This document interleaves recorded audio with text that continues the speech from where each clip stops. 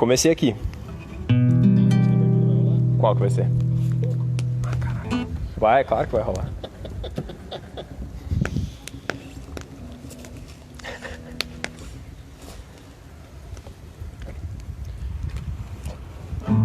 Salve aí, galera, conectando. Genaro Magri online. Um abraço. Lê Carrara manda um abraço pra Genaro Magri. Como é que tá, mano? Galera já pedindo música já. Grandes pedidos de música. Los Hermanos Trovoa. Boa. Já ouviu Trovoa? Não. Cê é louco. Eu gosto do vento do Los Hermanos. Bom.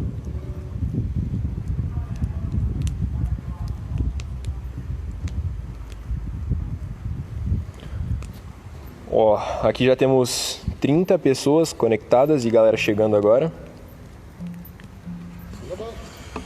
Vamos começar? Vamos começar. Galera, uma musiquinha pra esquentar primeiro. A gente já conversa um pouquinho, beleza? Olha o nosso músico de estimação.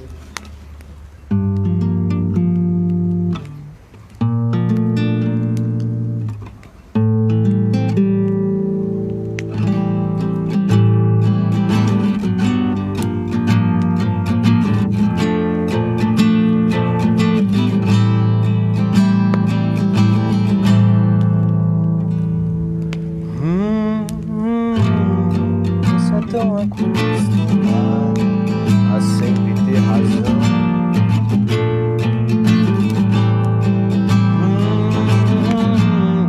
Você é tão articulado, quando fala não pede atenção. O poder de dominar é tentador. Eu já não sinto nada, sou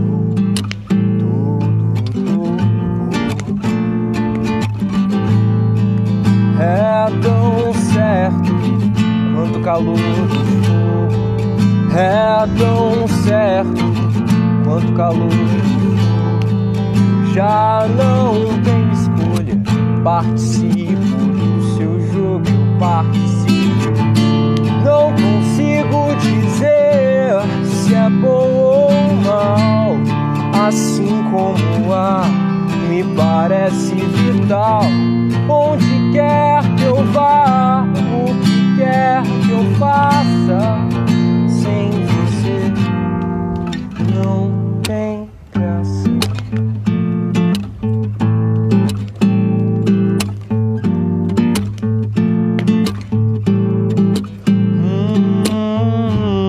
Você sempre surpreende e eu tento me entender.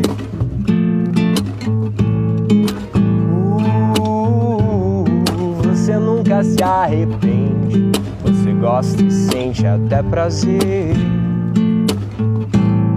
Mas se você me perguntar, eu digo sim. Eu continuo porque a chuva não cai só sobre mim. Vejo os outros, todos estão tentando. É tão certo quanto o calor do fogo. Eu já não tenho escolha, participo do seu jogo, eu participo. Não consigo dizer se é bom ou mal, assim como o ar me parece vital. Onde quer que eu vá, o que quer que eu faça, sem você não tem graça. Não tem graça. E é tão certo. É tão certo. É tão certo quanto calor. É tão certo quanto calor. Aí. Boa noite, galera. Bem-vindos ao Luau Literário 2020. Infelizmente não do jeito que a gente queria, né? A gente queria vocês aqui participando, apresentando. Mas ainda esse ano a gente faz outro, pode deixar, tá? começar conversando um pouquinho, né, sobre apresentar o pessoal primeiro, né, gente?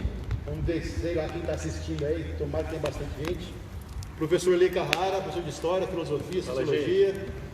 Professor Thiago, Robótica, Tecnologia. Gabriel, nosso ex-aluno, nosso músico de estimação aqui, queridíssimo. E atrás da tela aí o Luiz. Vocês sabem quem que eu sou, né?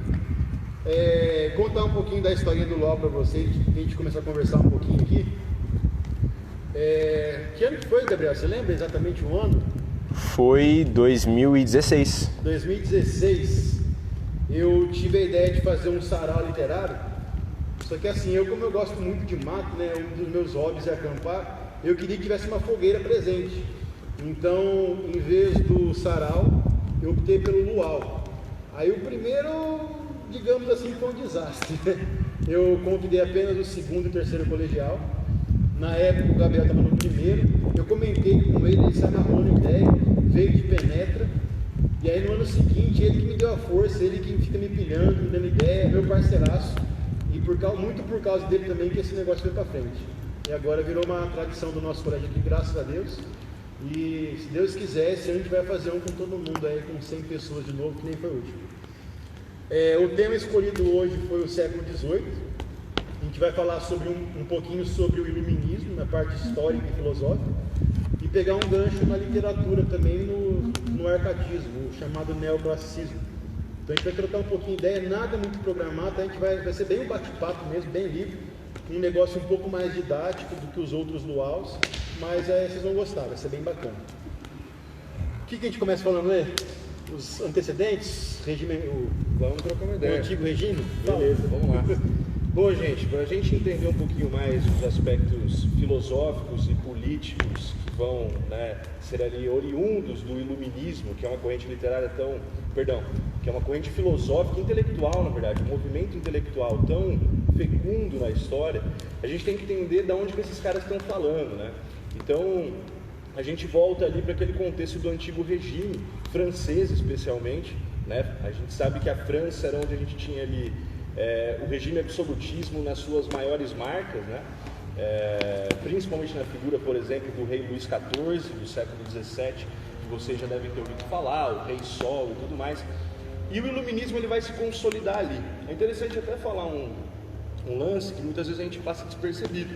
Na verdade, muitos teóricos colocam o iluminismo como tendo iniciado, na verdade, na Inglaterra, né? No contexto ali do John Locke, ainda no século XVII. E muitos consideram o próprio John Locke como o primeiro dos iluministas, né? Outros vão considerar ele como aquele que originou as ideias dos demais, mas muitos colocam ele já dentro do iluminismo. Então é interessante falar isso daí. O que mais que a gente pode discutir? O iluminismo foi uma espécie de revolução intelectual, então? Sem dúvida, né? Porque vai influenciar em vários segmentos da vida humana naquele momento. O ponto que a galera mais batia naquele contexto da França do século XVIII era principalmente a questão política, né? Então a gente está debaixo de um regime absolutista, onde o rei tem poderes de mandar e desmandar na vida das pessoas, está acima da lei, uma sociedade de privilégios, né? Onde o clero... E era aquele negócio que eles falavam que o poder vinha de Deus, né? Os deuses que davam os poderes para eles. A ideia da teoria do direito divino dos reis, né? Muito pensada ali por Bossuet, Jacques Bossuet, que veio um pouco antes e tal.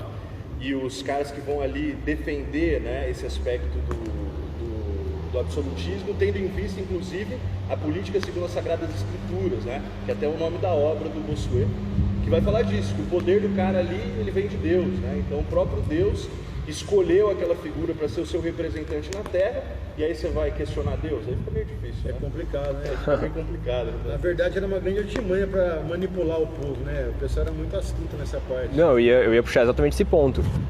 O iluminismo, a gente pode até considerar ele, queria até trocar uma ideia com o Alexandre, principalmente sobre isso, a gente pode atribuir a ele muito do peso científico que a gente tem hoje, ou da gente, pelo menos na maioria das vezes, buscar a razão como método a achar uma resposta, né, acima das outras ideias. O Iluminismo, assim como a Renascença, né, ainda no século XV e XVI, ali no contexto italiano, ele vai ter muito forte essa ideia do racionalismo, né? Racionalismo no sentido de buscar se desvestir de tudo aquilo que é dogmático, né? Buscar abandonar tudo aquilo que é imposto, tudo aquilo que vem pela tradição, tudo aquilo que vem pelo costume, e propor a ideia do pensamento livre, né? Propor a ideia de um método, propor a ideia de um pensar questionador, né? E isso vai acontecer tanto na Renascença quanto no Iluminismo, tanto que os iluministas bebem muito, né, na fonte renascentista. Então isso vai acabar desenvolvendo ali muitos aspectos das ciências naturais como nós a conhecemos hoje, né? Da evolução científica, das descobertas científicas, tudo isso está muito relacionado. Então, é legal que houve o Renascimento, né? Pelo menos na literatura. Aí que no Renascimento basicamente foi uma transição do teo para o antropocentrismo, né? Aí logo em seguida veio o Barroco, que queria impor o teocentrismo de novo. E na literatura, no século XVIII, o arcadismo também é chamado de neoclassicismo. Ele queria retomar os valores clássicos, especialmente lá no campo do Renascimento. A razão maior do que a emoção, o equilíbrio, a defesa do pensamento baseado na razão e na emoção.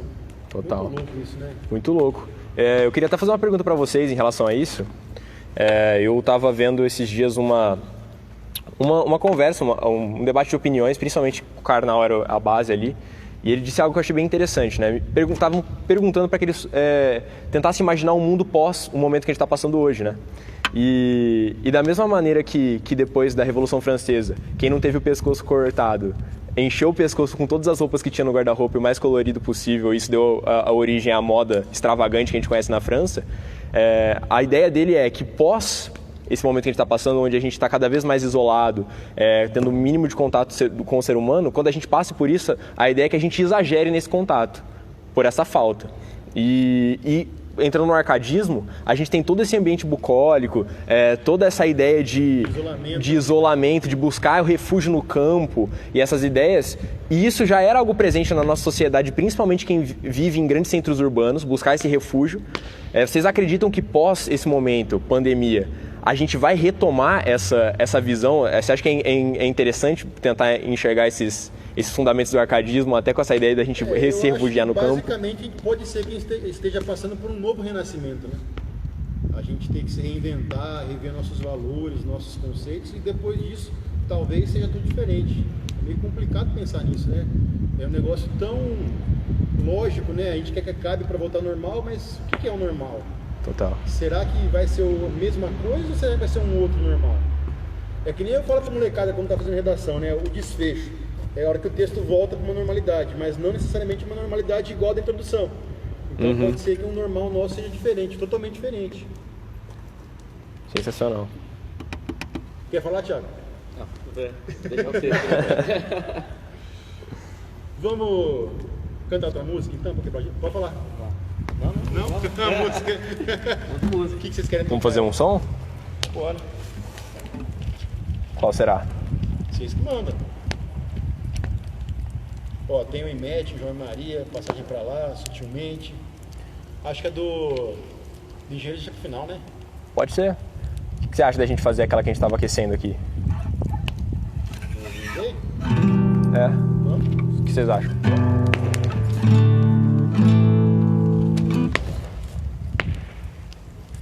Se tiver rolando, a gente até faz a famosa junção das músicas, que sempre rola no LOL. Difícil, improviso. Vai rolar. Vamos?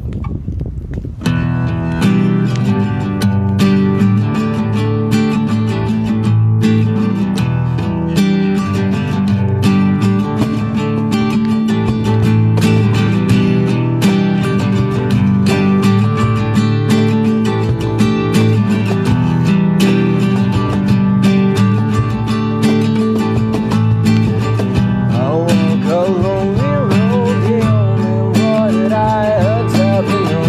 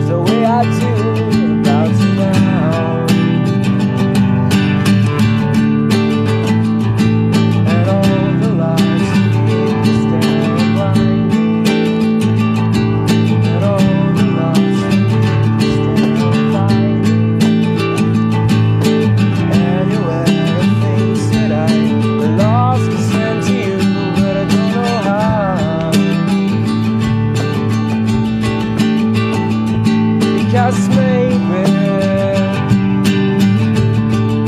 gonna be the one that saves me.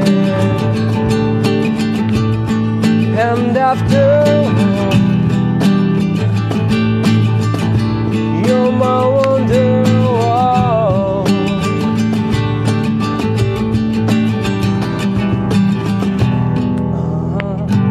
Boa.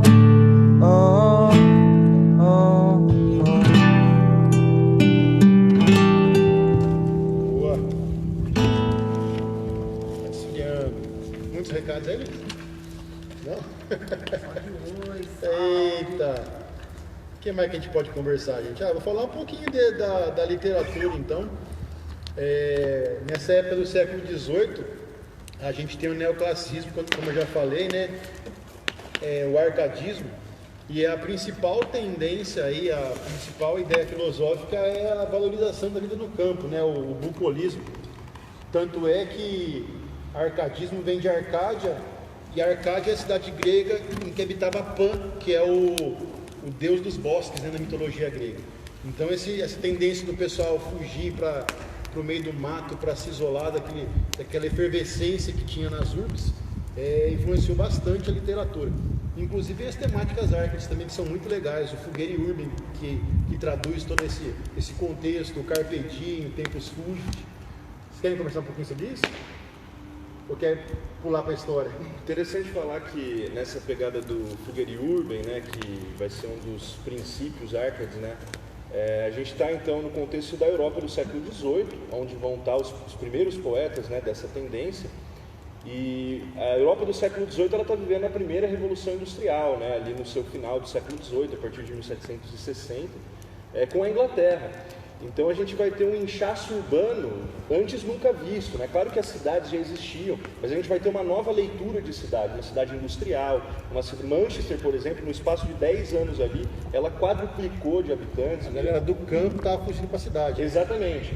E aí eu acho que tem muito a ver com isso, talvez, né, dentro ali do que aqueles poetas estavam vendo naquele contexto europeu, porque logo a Revolução Industrial ela vai começar a se espalhar para outras regiões da Europa também. Talvez, né, fosse inclusive até mesmo uma resposta a esse inchaço urbano, a esse novo momento de vida que já estava associado com a miséria do trabalhador, com a exploração do meio fabril e tudo mais. Então, aqueles que poderiam parar e pensar e tudo mais, começassem a refletir sobre a fuga para o campo, né? Então, acho que é importante estabelecer essa relação. Seria uma válvula de escape, né? Exatamente. O inchaço urbano é uma coisa que estava não necessariamente fazendo bem, e o pessoal que era mais assim um pouco racional estava querendo voltar para o campo, ficar no campo. E é legal que nos poemas, né, todos eles que têm o tema do Fugere Urbem é assim, é um eu lírico entediado no meio do campo, né, deslumbrado com a beleza da cidade, aí ele vai para a cidade, se frustra e volta. Então nos temas sempre é essa pegada, o cara está na cidade, no campo, entediado, ele quer conhecer a cidade, todo mundo fala bem, que lá é legal, que lá tem festa, tem convivência social, aí ele vai ver a podridão que é, a ganância, a falsidade, e se frustra e acaba voltando. E é legal essa coisa dos temas árcades, né, que todos eles influenciados basicamente pelo Fugere Urbem, né, que tem o Inutile Truncati, que é descartar o inútil. Então, que é a coisa mais supérflua que cidade grande, um monte de coisa que a gente não precisa, né? Sendo que a simplicidade que é o segredo da felicidade, né?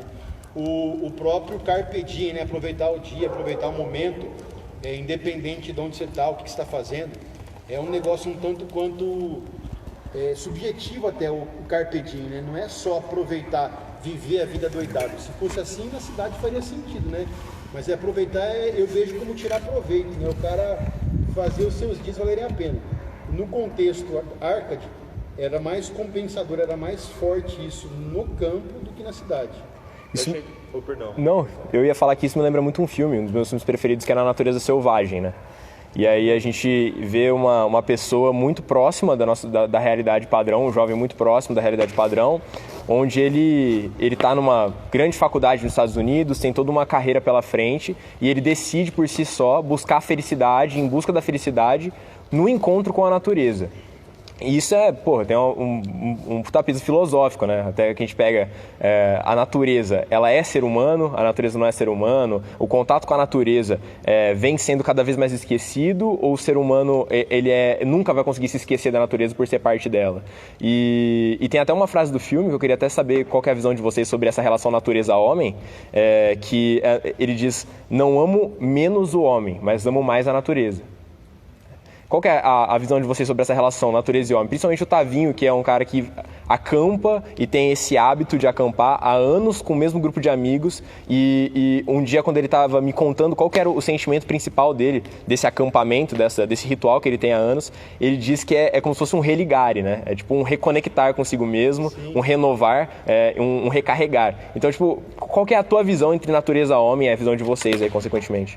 Sim, cara, pra mim é meio complicado falar, porque eu sou meio bicho, né? Eu me vejo bem adaptado à sociedade, mas me vejo um pouco mais antissocial do que o normal, sabe? Eu sou um pouco mais também, assim, amo mais a natureza do que os homens. Uhum. E o legal, cara, é que assim, a gente tem tanta facilidade no nosso dia a dia, tanta mordomia, que a gente acaba não dando valores para as coisas pequenas. Que nem uma fogueira assim, cara. Se a gente quiser botar um pedaço de carne aqui assar, vai demorar muito mais do que fazer no forno. Mas fica mais gostoso, tem aquele lance, né, de fazer as coisas diferentes, você não sabe certinho contra a temperatura, não sabe como vai ficar. Então é meio que uma volta às origens. Porque muitas vezes a gente esquece que a gente é animal, né, cara? A gente se vê numa classe à parte, sei lá. A gente não pensa nisso, que a gente é bicho. Então, às vezes, eu sinto necessidade de voltar a ser bicho, sabe? Comer a hora que der fome, dormir a hora que der sono, sabe? Não ter horário, não ter regra, ler uns poemas lá, conversar. E assim, é legal que para todo mundo que eu conto, né? A gente vai pro meio do mato, sem estrutura, sem energia elétrica, sem banheiro. Mas vocês são loucos, né? Que programa de índio.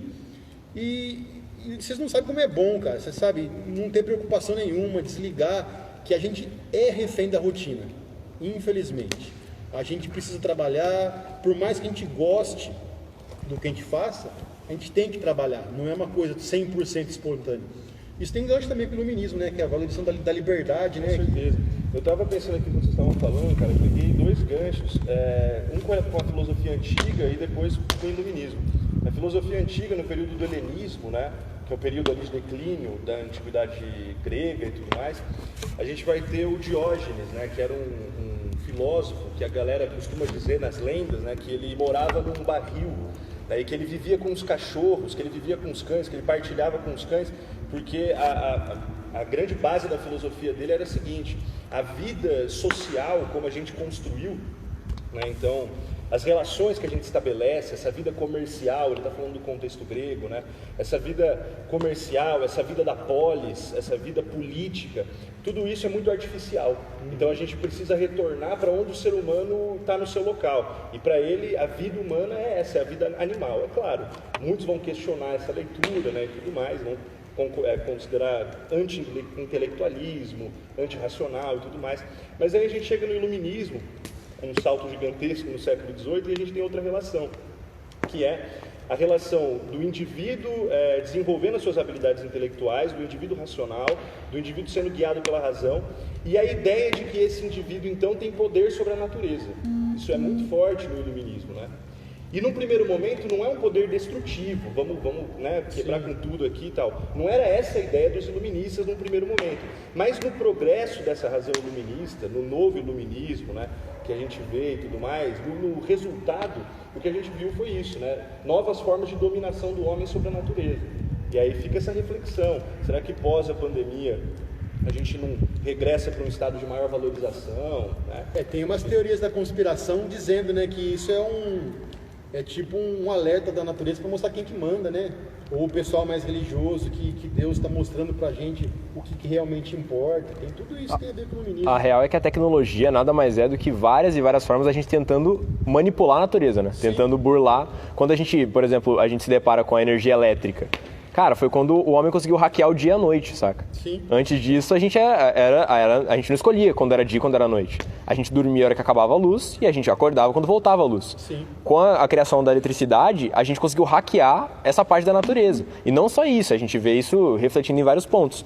E é muito interessante porque ao decorrer desses tempos, né, essa nossa pose de homo deus, né, de ser maior que a natureza, de transformar o universo, como diz o Harari, né, na nossa fazenda particular, num momento como esse a gente vê o quão vulnerável a gente é, né? Sim. E quão o nosso ego é gigantesco e a gente é tão vulnerável como qualquer bicho.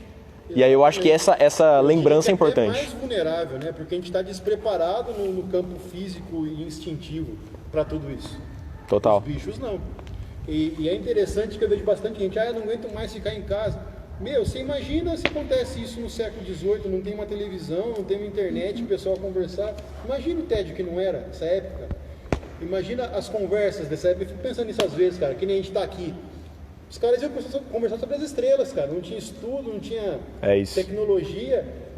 E eram felizes. E acredito que mais que nós, né? Possível. Fala, Thiago.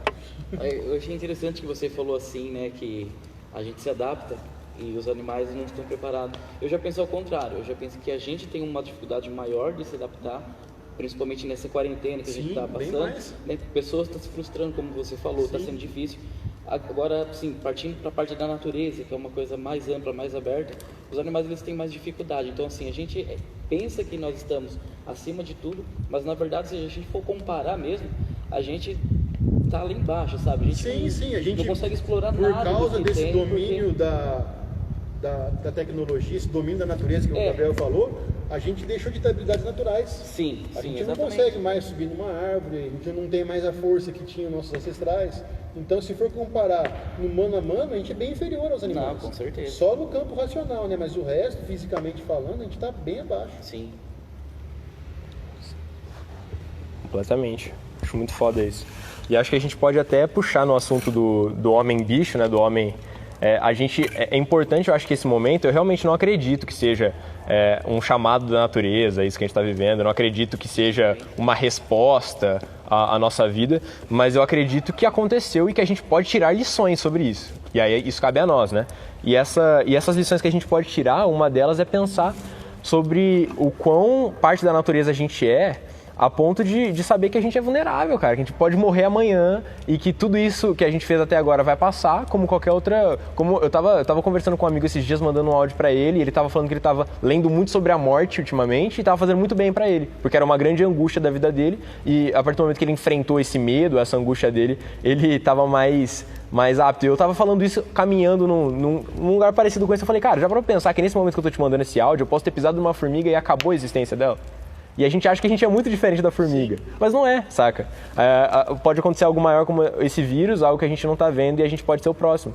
E no fim eu acho que é o tempo que a gente passa por aqui que vai definir, né? O que vale pra nós. Vamos responder uma pergunta da galera aqui? Vamos? Primeiro eu queria mandar um beijo meu e do Gabriel pra Lorena participando aqui. Uma pergunta da Greta aqui, ó. Aí quem se quer vontade pode responder, ó. O que nos faz feliz afinal? O que é felicidade? Algo interno ou externo? Acho que faz os dois, né?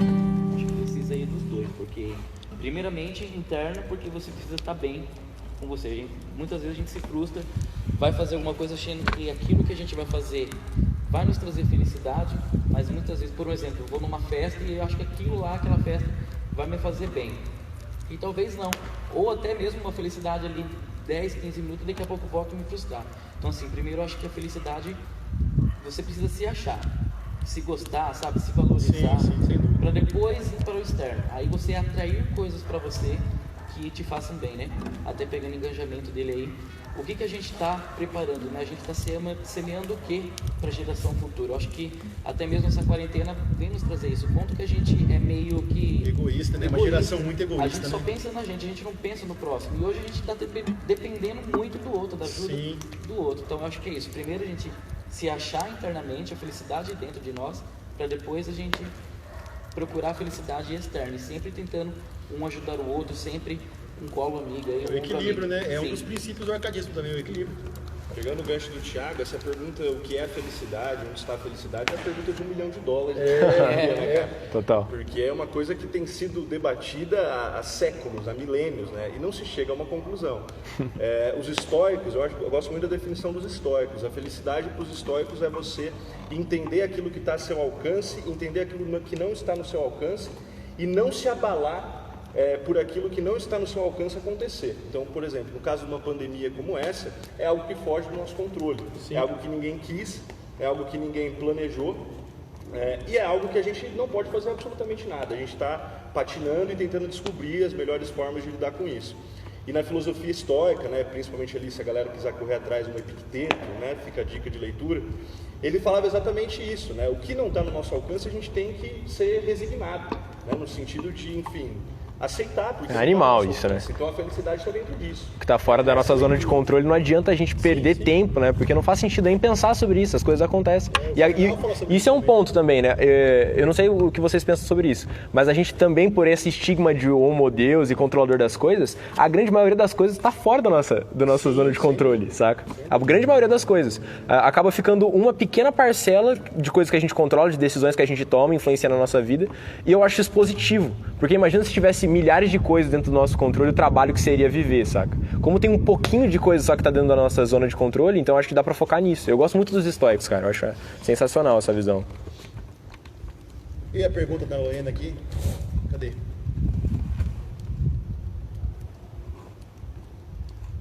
Cadê? Quanto mais a gente pensa, mais triste nos tornamos. Vocês acham que o conhecimento nos torna tristes?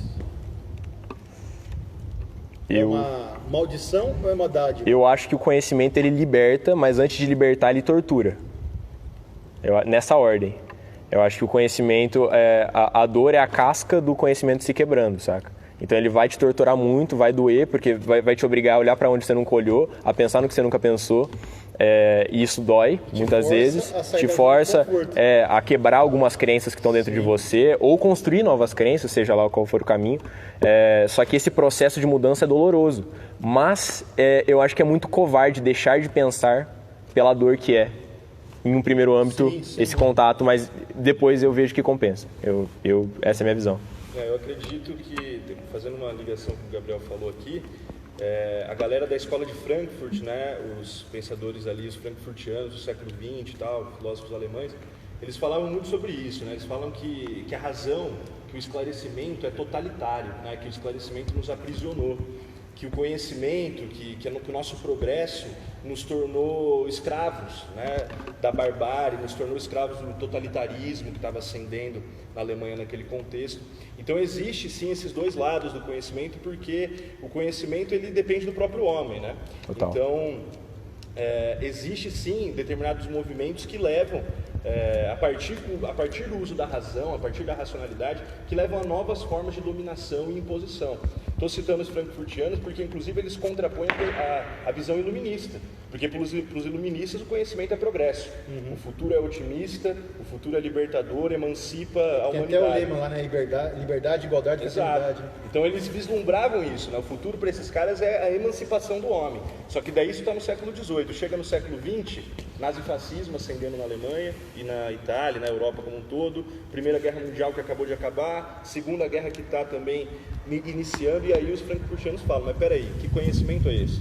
Né, que nos escravizou, que nos dominou mais uma vez. Sim, então, é legal que no século XX, Drummond fala, né, tem um poema do Drummond que chama Engai a Ciência, que ele fala que o conhecimento é uma terrível prenda, porque ao mesmo tempo que ele nos liberta, que ele nos dá a possibilidade de crescer, ele dá margem para as pessoas fazerem coisas ruins com esse conhecimento. E é até legal a comparação, né? Às vezes, quem que é mais feliz, uma criança ou um adulto? Claramente a criança, né? E Sim. Talvez essa felicidade não seja ignorância. Pode ser também. As pessoas mais ignorantes são mais felizes que as pessoas cultas. Então eu vejo o conhecimento como uma coisa muito ambígua, sabe? Ao mesmo tempo que liberta, que é legal aprender, desvendar coisas novas, adquirir cultura, ao mesmo tempo quanto mais você aprende, mais você acha burro, né?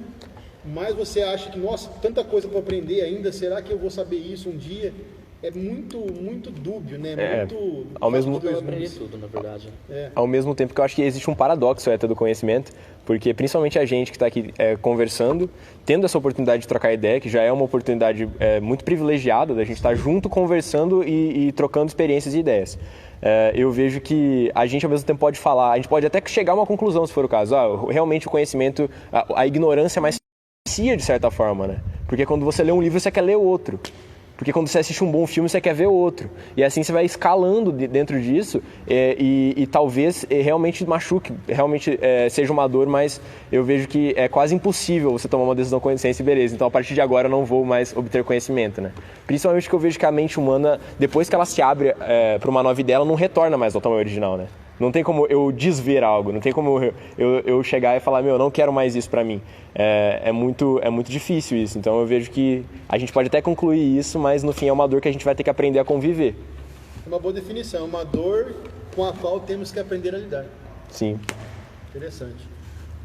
Baseado nisso aí, eu vou ler um poema que eu separei aqui do Chateau Noir, sei lá se é assim que pronuncia, que tem a ver com bastante coisa que a gente falou já. Ó. Deixa eu ver se eu vou conseguir enxergar aqui. Ó. Prefiro ser um casto cosmopolita do que um patriota sibarita. Prefiro não ter nação, identidade, libertar meu coração da maldade. Prefiro ser um agnóstico bondoso do que um religioso rancoroso, que viola a liberdade de expressão sem nenhum arrependimento no coração. Não gostas do que eu digo? Continuai com o discurso, amigo. Apenas não usai da insolência e muito menos da odiosa violência. Não te aches superior a alguém. Quem tem esse direito? Ninguém. Se os direitos de um ser vivo violas, arrancas dos justos frases revoltosas.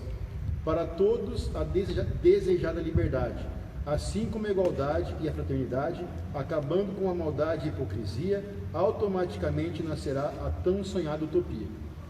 O iluminismo era de certa forma utópico, Alexandre?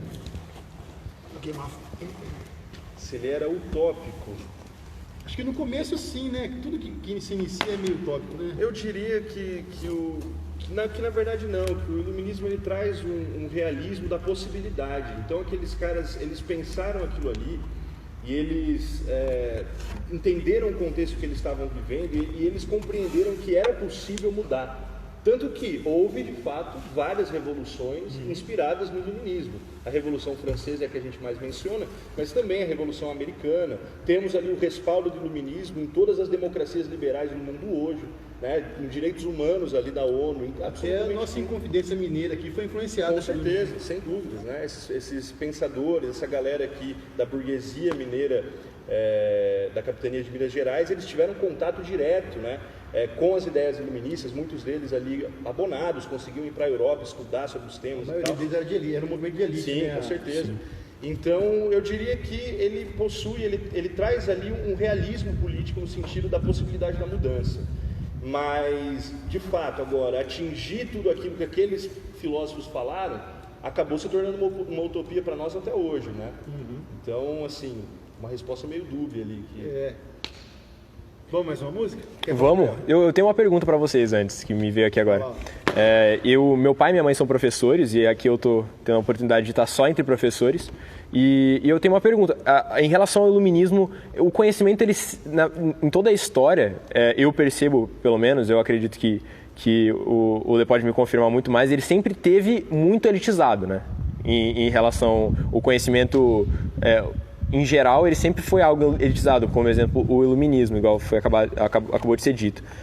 Nesse momento que a gente está vivendo, onde as pessoas estão isoladas e a gente percebe, se vê obrigado a usar ferramentas EAD, por exemplo, né? E você acha que esse caminho que o ensino pode estar tomando obrigatoriamente nesse momento, porque a gente não pode mais estar junto, pode ser um caminho, pode ser uma luz em falar, caramba, gente, se a gente tiver realmente um sistema positivo, a gente consegue levar conhecimento mais democraticamente, chegar a mais lugares? Se obviamente tiver ferramentas para isso, né? Então, isso que eu ia falar. Eu acho que esse momento ele está escancarando, num país como o nosso, eu estou dizendo, né? Sim. Claro. exatamente a desigualdade que existe, né? A gente vê notícias cotidianamente de populações ribeirinhas, populações nativas, né, indígenas, descendentes e tal, que simplesmente não estão estudando nesse momento. Sim. Então, enquanto a gente está aqui trocando uma ideia, enquanto a galera pode ter uma aula online, ali, EAD, reclama todo dia da aula também, porque não é fácil, é um momento novo Sim, e tal. sim. Mas escancara a desigualdade, porque muitos sequer estão tendo essa oportunidade num país como o nosso. É claro que numa situação do norte europeu e tudo mais, a gente pode fazer outras leituras. Mas por aqui eu acho que a gente tem muito desafio para chegar numa conclusão como essa. Eu acho assim que, né, pegando o engajamento seu aí, o EAD já faz tempo que está aí, né? Só que Brasil, o que a gente faz? A gente primeiro tem que estourar a bomba para depois ver o que vai acontecer, né? Então acho que assim, dessa vez eu acredito, e espero que daqui para frente alavanque essa questão de EAD, né? O Brasil invista nessa educação, é necessário isso, né? Trazer para essas pessoas, principalmente que não estão tendo oportunidade, né? E dê uma atenção especial para a educação. São possibilidades futuras aí que a gente tem que explorar, com certeza.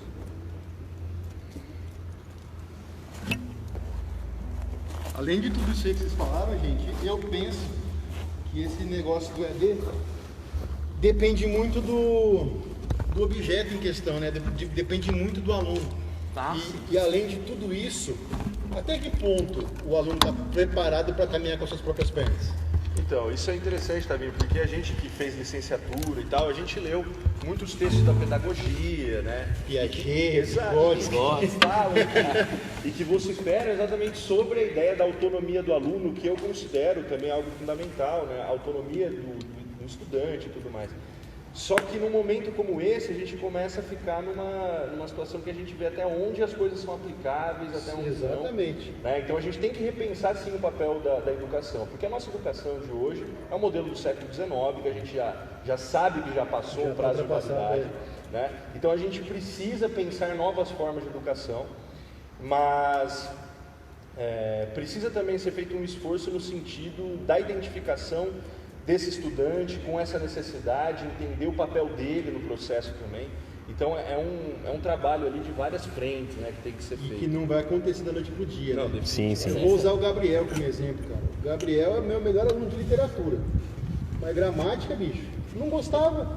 Então é assim, eu vejo que existe uma tendência do EAD a meio que acomodar o aluno para alguns conhecimentos com os quais ele não tem afinidade. Total. E isso pode ser prejudicial. Faz sentido E isso. nem tem aquela pergunta, né, que o professor odeia, mas onde é que eu vou usar isso na minha vida? Meu, uma hora ou outra acaba usando alguma coisa. Por isso que chama ensino fundamental, que é o básico. E se der o poder para o aluno decidir o que ele vai fazer numa idade tão tenra, talvez não seja legal para o futuro dele. E essa questão da autonomia é meio complicado a gente falar, porque assim, às vezes uma criança de 10 anos, ela tem uma autonomia na questão de ela arrumar a cama dela quando ela acabou de acordar e um adulto não, né? Sim, às vezes uma criança tem autonomia e o pai dela não. Isso, então assim, é complicado a gente falar assim, em qual exatamente o ponto da vida que a gente vai ter uma autonomia, né? Eu que sou meio suspeito de falar do EAD, porque eu faço, é a segunda minha faculdade que eu faço à distância, né? Para mim é melhor, questão de trabalho, etc. Sim, mas assim, para quem não tem aquela facilidade de se locomover, é libertador grande você ajuda, ter o né? acesso ao conhecimento. Só que assim, a pessoa, acho que vai além da autonomia, mas é a questão mais do seu esforço. Por exemplo, você vai ter que ter um tempo, vai separar um tempo do seu dia, você tem que estudar, não tem que ficar só preso nas aulas, você tem que pesquisar além, sabe? Então assim, você tem que ter essa questão assim, de interesse. Eu acho que parte muito da questão do interesse da pessoa, porque se a pessoa ela faz, por exemplo, uma faculdade presencial, ela pode estar ali 3, 4 anos e sair de lá sem ter aprendido exatamente nada, né? Menos ainda do que já sabia. Então, mas tem o outro lado também, né? Pode ter o professor cutucando, acorda, vamos fazer. aí, Talvez então, sozinho sim, não quisesse, né? Vamos lá, a primeira faculdade minha que eu fiz pedagogia foi presencial, né? Eu acho assim, para uma pessoa que está saindo agora do ensino fundamental, é de grande importância ele ter essa questão da presença ali do professor, porque você acaba enriquecendo o seu conhecimento, que nem está acontecendo aqui, trocas de ideia. Então, o aluno sair do ensino fundamental já cair direto no EAD, pode ser que em algum momento ali ele patine, né? Sim. Enfim. Contar uma história verídica, eu tinha uma professora na faculdade, a professora Helena. Teve aula com ela, Luiz? Português 1, acho. Uma vez eu tava meio que embodeado, né? Chegou no Embodeado. intervalo, botei a mochilinha nas costas, vou embora. Botar, onde é que você tá indo? Ah, professor, não tô legal, vou embora. Você tá passando mal? Não, só não tô afim hoje. Não, você vai ficar aqui. Ela não deixou eu embora, cara. 23 anos nas costas, ela não deixou eu embora. E assim, foi uma das professoras que mais me marcou justamente por causa disso. Porque eu iria para casa, ia assistir uma televisão, ia dormir, ia perder um conhecimento que ela me forçou a adquirir. Então, às vezes, mesmo que o aluno não esteja tão afim, se tiver alguém ali para ir puxando, não necessariamente de professor, um colega que, não entendeu, vem cá que eu te ensino. Então, eu acho que essa convivência na parte do conhecimento é importante. Eu vejo que o EAD seja uma coisa para o pessoal mais madura, que já estudou o nível médio, fundamental, e quer escolher o seu próprio caminho, mas no ensino médio eu ainda não vejo como algo viável, talvez. Total. Sim. Vamos tocar uma música? Vamos? Vamos. Qual? Vocês que mandam, velho. Manda do Alexandre aí. Ai, suspeito, né? Minha música preferida do repertório. Que isso. Fácil. Vamos aí então.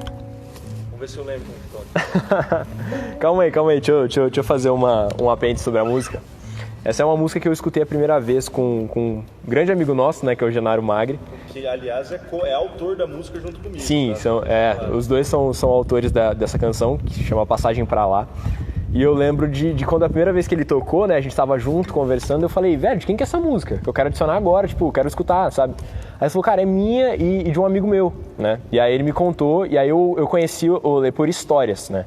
Através do Genaro, e eu tive a oportunidade de ir no show de abertura do álbum do Genaro. Eu fui o mestre de cerimônias no Teatro Municipal, e foi lá que eu vi, acho que foi lá que a gente se conheceu a primeira vez, pôde trocar um pouco mais de ideia, e eles tocaram essa música. Eu lembro de eu me emocionar pra caramba com essa música, principalmente no ambiente do teatro, e principalmente pela letra que ela traz, essa música. E eu acho que a gente consegue até fazer um pouco de relação com essa ideia que a gente falou sobre esse desejo que a gente tem de buscar o novo. Saca? A gente estava falando sobre o novo pode ser desde quem estava no campo buscando oportunidades na cidade, uma vida nova, até o oposto, quem viveu sempre na cidade busca um refúgio no campo. No fim é todo mundo buscando algo novo para se sentir mais vivo, e essa música eu acho que ela traz bastante essa mensagem. Eu vou apenas cantar a parte do Genaro aqui, representá-lo, quero que você... Canta aí, cara, com vontade.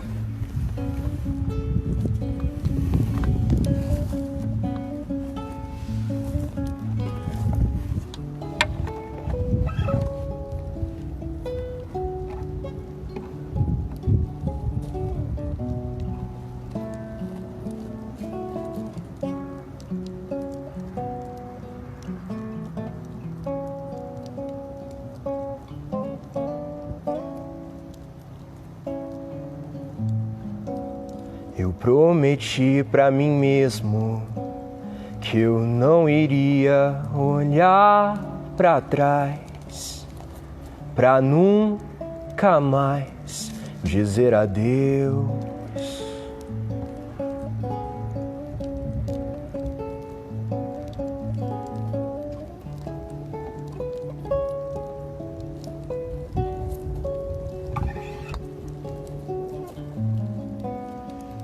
Esqueci de mim mesmo, de tanto lembrar você e eles, dos passos dados, nós desatados então.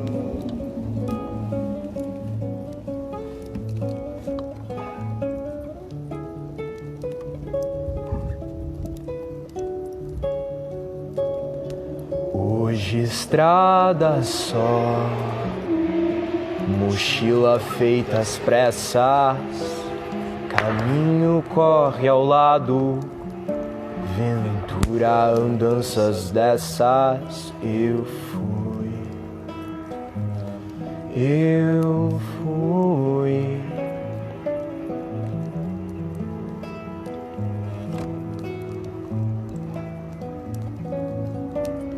O que será que me espera? Eu fui, não vou voltar.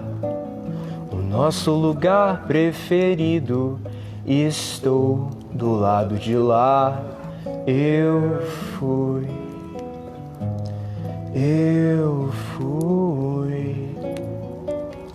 O que será que me espera?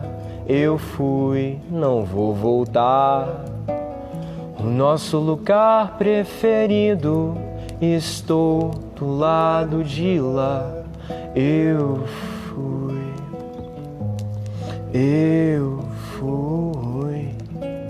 se foi, sem fim.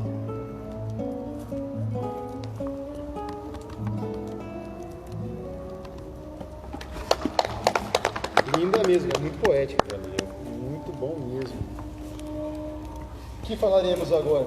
O Alexandre tinha comentado que ele ia conversar sobre um gancho da literatura com o iluminismo. Um dos principais expoentes nossos aqui, que é o Tomás Antônio Gonzaga, escreveu as Cartas Chilenas, que era uma metáfora. Na verdade, na obra era uma crítica ao governo do Chile, né, sobre o domínio da Espanha, e na verdade era uma crítica ao governo de Minas Gerais. E também tem um gancho com as cartas do filósofo lá, que eu não lembro o nome agora. Sim. Não, então eu acho legal esse ponto, cara, porque o Alfredo Bozzi, que você deve ter lido pra caramba na faculdade, né, também. Eu li só algumas coisas dele, crítico literário e tal. Ele fala que existiram dois movimentos árcades, né, no Brasil. O arcadismo ele tem duas facetas, que é a faceta poética, né, onde vai se destacar inclusive Tomás Antônio Gonzaga, o Cláudio Manuel da Costa, galera ali e tal, mas ele também tem nesses mesmos autores a faceta ideológica, né? Que é exatamente essa ideia de trazer do iluminismo essas críticas que eram feitas aos governos vigentes e tudo mais. E aí eu acho interessante porque o Tomás Antônio Gonzaga, ali do contexto da capitania de Minas Gerais, já no declínio do ciclo do ouro e tudo mais, ele vai fazer ali uma crítica ao governador da capitania, né, que era o Luiz da Cunha Menezes, que ele vai chamar, inclusive, vai botar um apelido nele lá, o fanfarrão Minésio, né, que ele chama e tal, e ele, enfim, ele mete o pau no cara e tal. E é muito interessante porque alguns autores apontam, não é tido como certeza, mas assim, você olhando as duas obras, você consegue estabelecer uma relação muito próxima entre essa obra das cartas chilenas do Tomás Antônio Gonzaga e as cartas persas de Montesquieu, né? Barão de Montesquieu, um dos pensadores iluministas também francês, da nobreza, o cara que inclusive trouxe aquela ideia da divisão tripartite do poder, né? Poder executivo, judiciário, criticando o governo monárquico, né? Exatamente, ele tem essa obra dele, Cartas Persas, né? Que é basicamente a mesma ideia. O que retrata na obra é que dois irmãos persas estavam na sociedade da França do século XVII, se eu não me engano, sob o governo do Luís XIV, inclusive, né, maior expoente do absolutismo francês, e eles também fazem uma crítica geral aos costumes, a tradição, ao poder religioso e o poder que a própria instituição religiosa tinha naquela sociedade, críticas ao governo e tudo mais. Então a gente vê como de fato andam juntos, o arcadismo enquanto movimento literário. E é legal que o Antônio Gonzaga não colocou o nome de começo na obra, né? Depois que descobriram que era dele, com medo da repressão que ele ia sofrer. Exatamente. Claro, porque na verdade eram cartas que ele mandava, se eu não me engano, inclusive, para o próprio Cláudio Manuel da Costa. Sim. Então eram cartas mesmo, né? E no arcadismo tinha aquele negócio dos pseudônimos pastoris, né? Então era mais fácil de mascarar quem que era o nome. O Tomás Antônio Gonzaga era o Dirceu, o Cláudio Manuel da Costa era o Glauceste, então dava para dar uma camuflada também por conta disso, por causa dos pseudônimos. Exatamente. E é legal também que isso depois influencia, até fica um convite numa próxima conversa, a gente falar sobre a Inconfidência Mineira. Com certeza. Que depois vem tudo isso aí engajado, né? Que foi um movimento elitista aqui no Brasil, baseado nas revoluções, né? Aqui não deu muito certo. Aqui foi frustrado. Tinha a figura do Tiradentes, que era o único, talvez não elitista, né? Não era pobre também, né? Mas tem muitos trabalhos, inclusive, recentes sobre isso, né? Sobre desmistificar a ideia do Tiradentes pobre. Sim. Na verdade, ele era um alferes, né? Ele era um soldado de baixa patente, mas ele sobrevivia ali, também tinha seus, né? Os trampos que ele fazia por fora ali e tudo mais. Mas, de maneira geral, a Inconfidência e toda essa experiência, né, essa primeira experiência do iluminismo no Brasil, nesses movimentos emancipatórios, ela foi, em grande parte, elitista mesmo, né, do ponto de vista que era o pessoal que tinha acesso aos estudos, né? Exatamente. Muito louco. O que você acha da gente responder umas perguntas, principalmente, eu lembrei nessa conversa de uma daquelas que eu te mandei hoje à tarde, você acabou de falar sobre o alferes, né? E me lembrei de uma conversa que eu tive com o Fábio Braza, no ano passado, onde ele me contou um pouco sobre o que ele aprendeu com o conto O Alferes, do Machado de Assis, né? E eu fiz uma pergunta para ele, né? Fábio Braza, para quem não conhece, é um expoente do rap nacional, um artista, um grande poeta, neto de um também grande poeta sambista. E aí eu perguntei para ele o seguinte: quem é Fábio Braza? Foi a primeira pergunta que eu fiz para ele. E aí ele comentou esse conto do Alferes, que era o Alferes que chegava, se via de frente de um espelho e às vezes no fim da vida, né? Espelho, o nome do conto. O espelho, pode crer. O espelho, o nome do conto. E aí o Alferes, né, o personagem principal, colocava aquele manto dele, né, cheio das medalhas e tudo aquilo. E naquele momento, o que acontece? A hora que ele coloca esse manto, ele coloca todas essas medalhas, essa jaqueta, ele se lembra de quem ele era, daquela pose, daquele status dele. E ele precisava se vestir novamente para se lembrar de quem ele era, né? E aí ele diz sobre o espelho, o conto O Espelho, onde ele se olha no espelho e diz: quem é você, né? E uma pessoa perguntou hoje nas perguntas que eu abri para elas: quem somos nós, né? Quem é Otávio Borges, quem é Gabriel Faria, quem é cada um de nós aqui, né? E eu acho que é uma pergunta bem interessante. Dá uma seguradinha que acabou a transmissão aqui. Vamos ver É 1 hora, é o máximo. Aí tem que recomeçar. Recomeça aí. Eu vou fazer o seguinte, ó. A minha tá acabando aqui também. Eu vou encerrar e eu vou recomeçar. Então, galera que tá acompanhando por aqui, eu vou encerrar e a gente vai recomeçar. Tinha, antes não tinha, né?